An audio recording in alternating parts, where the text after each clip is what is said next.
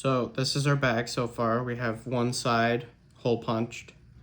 I added a pin here to keep the bag together. And now I am going to use some leather cord.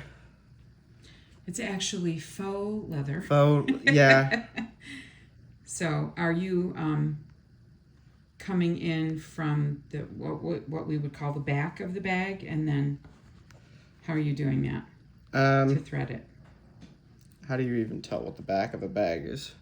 You can't, but you have to just decide which is the front and which is the back. And once you determine that, then you have to remember what you decided.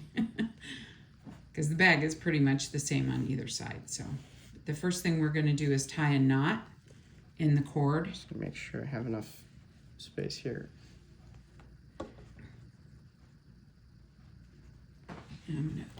You have to tie first, don't you? Tie a knot. No, I do that at the end. Oh, you do? Okay, all right. He's schooling me now. Okay, so you pulled enough to make sure that you can get all the way to the top of the bag, right? Yep. Okay. This is a very annoying process. Yeah.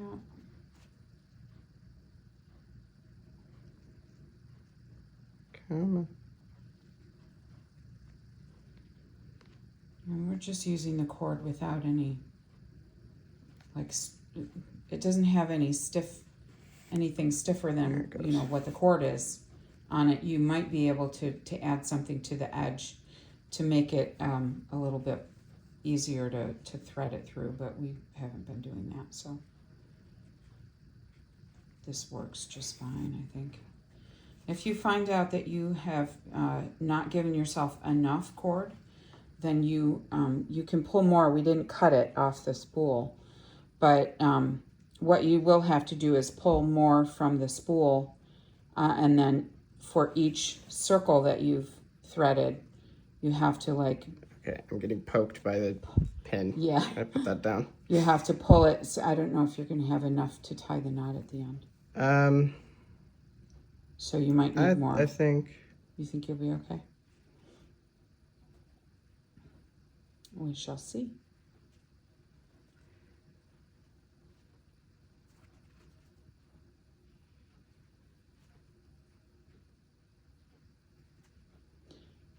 The straight pin at the top of the bag helped.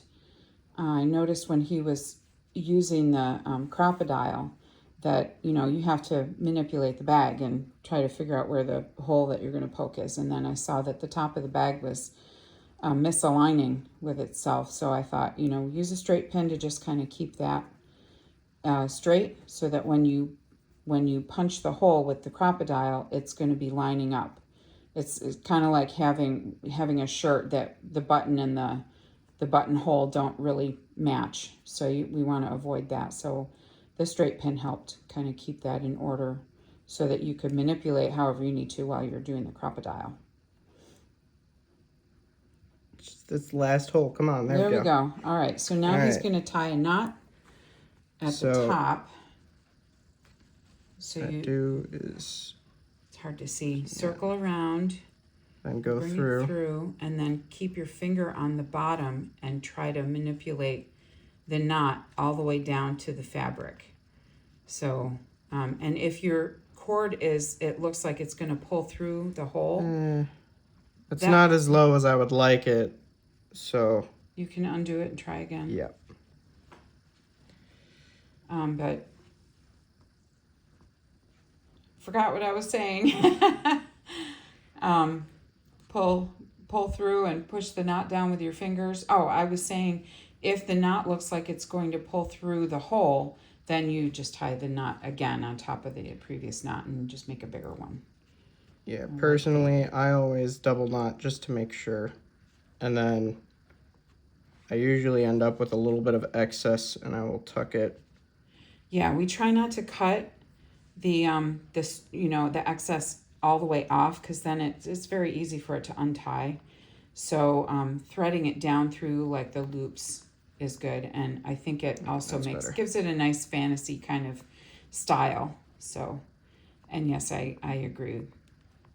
doing a double knot is safer. This cord is pretty good about not untying itself, but we did not buy something that had like a coating on it. Some of the cords are round and they have a coating on it. So I picked up something that has kind of a flat to it, and it's uncoated. It just is, it feels leather-ish, but it's not leather. There's the finished knot. Yeah, perfect.